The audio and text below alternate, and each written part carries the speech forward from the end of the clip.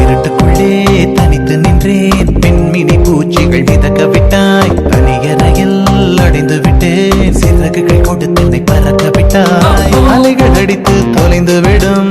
தீவை போல மாட்டிக்கொண்டே,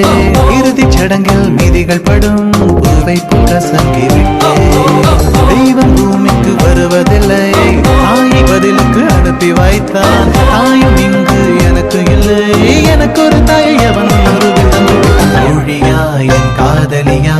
யாரடி என் கண்ணே, தோழியா என் காதலியா யாரடி என் கண்ணே, மடி மீது தூங்கச் சொல்கிறாய், தோள் மீது சாய்ந்து கொள்கிறாய், நெருங்கி வந்தால் நண்பன்